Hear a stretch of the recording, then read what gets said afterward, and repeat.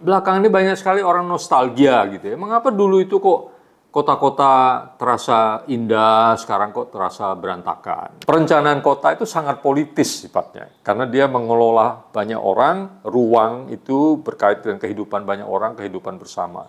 Mengapa perencanaan kota di masa kolonial bisa sukses ya? Karena sebetulnya tugasnya gampang sekali, karena yang direncanakan sangat terbatas, sekarang ini lebih sulit. Tapi apakah tidak mungkin lebih baik? Tentu saja mungkin lebih baik. Tapi banyak hal harus dilakukan, antara lain juga mempelajari tradisi yang ada dengan kritis ya. Misalnya kebaruan baru mengapa begitu begini dan seterusnya. Halo, jumpa lagi di Cerita Marco bersama saya, Marco Kusuma Wijaya, penulis kota-kota Indonesia, pengantau untuk orang banyak.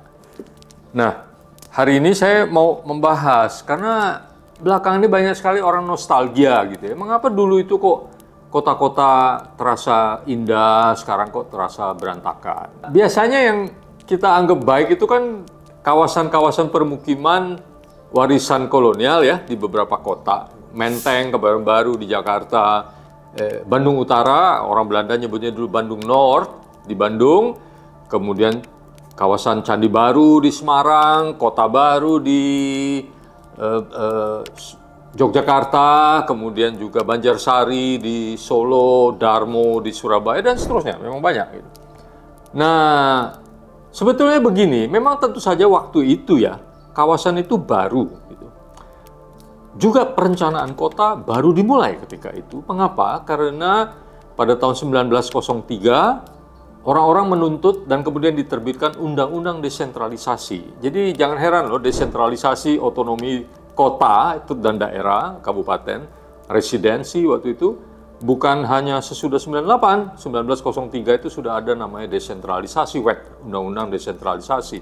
Mengapa? Karena perkembangan ekonomi begitu hebat sehingga orang-orang, terutama orang-orang Eropa juga, para pengusaha perkebunan segala merasa kalau dikit-dikit kita harus nunggu keputusan Batavia kelamaan, jadi perlu desentralisasi. Jadi kota-kota dikasih wewenang untuk mengurus keuangan sendiri, boleh menarik iuran atau pajak, terutama sebetulnya sumbernya adalah pasar dan tempat pemotongan hewan. Nah, bersama dengan itu, karena perkebunan dan lain-lain menjadi masif, menjadi semi-industrial, makin banyak orang Eropa datang sebetulnya. Jadi perlu perluasan kota, terutama untuk tempat tinggal. Jadi perluasan kota waktu itu hampir identik dengan sebetulnya pembangunan kawasan permukiman. Gitu. Jadi itulah alasannya atau sebab-sebabnya muncul Bandung North, Menteng sebenarnya lebih tua sedikit ya, lebih awal, beda 10-20 tahun, kemudian Candi Baru Semarang dan seterusnya. Tapi itu terbatas loh, hanya untuk orang-orang Eropa dan mungkin sedikit orang keturunan Arab atau keturunan Cina yang cukup kaya. Mungkin juga ada sedikit pribumi yang aristokrat dan cukup kaya, tapi mayoritas adalah orang Eropa. Jadi sebetulnya kita tidak bisa menganggap perencanaan kota Belanda itu seolah-olah baik dalam pengertian seluruh kota jadi baik. Enggak, hanya bagian itu aja. Yang sekarang sebetulnya menjadi bagian sangat kecil dari seluruh kota.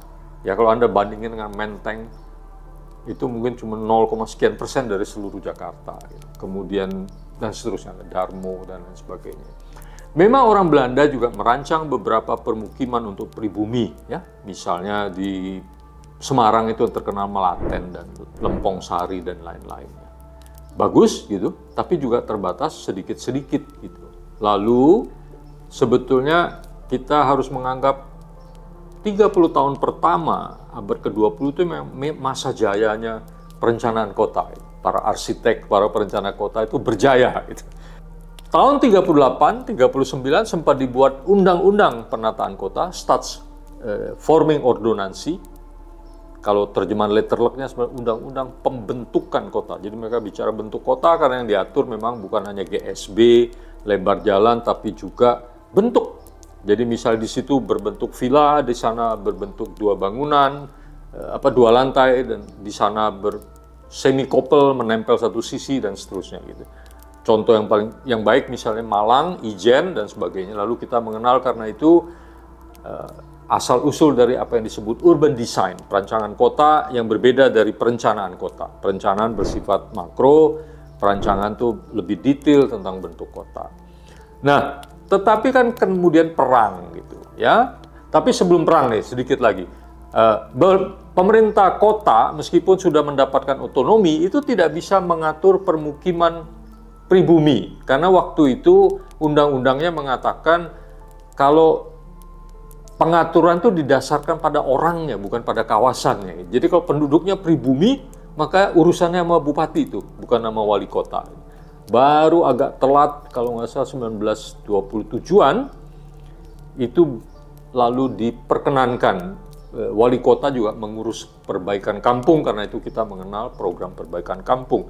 Tapi sesudah Perang Dunia Kedua kira-kira memutus tradisi ini, ya. Kemudian para arsitek Belanda pulang ke Belanda, sempat mendidik sedikit orang di ITB waktu itu.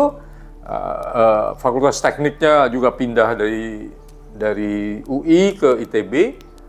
Tapi di masa yang pasca kemerdekaan itu bukan saja terjadi kekosongan arsitek dan perencanaan kota, tapi juga terjadi tekanan pertumbuhan yang besar sekali kan, karena orang datang ke kota mencari penghidupan yang lebih baik. Jadi ada keterputusan tradisi itu.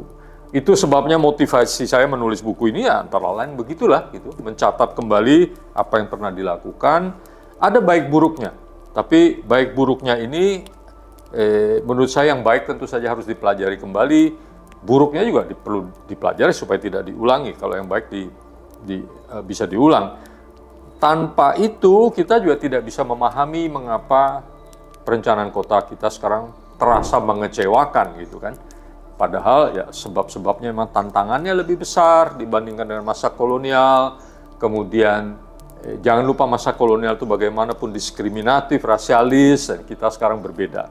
Jadi perencanaan kota itu sangat politis sifatnya, karena dia mengelola banyak orang, ruang itu berkait dengan kehidupan banyak orang, kehidupan bersama. Mengapa perencanaan kota di masa kolonial bisa sukses ya? Karena sebetulnya tugasnya gampang sekali, karena yang direncanakan sangat terbatas, sekarang ini lebih sulit. Tapi apakah tidak mungkin lebih baik? Tentu saja mungkin lebih baik, tapi banyak hal harus dilakukan, antara lain juga mempelajari tradisi yang ada dengan kritis ya, misalnya kebaruan baru mengapa begitu begini dan seterusnya. Tentu saja selain itu betul-betul diperlukan ketekunan merumuskan atau mengantisipasi kecenderungan ke depan, dan kemudian tentu saja mempelajari hal-hal bukan saja yang sudah ada, tapi juga apa yang dilakukan di tempat-tempat lain. Demikian episode Cerita Marco kali ini. Sampai jumpa di episode berikut. Ajak teman-teman untuk subscribe. Mohon komentar untuk memperbaiki. Setidak-tidaknya kasih tanda like dan dislike. Sampai jumpa.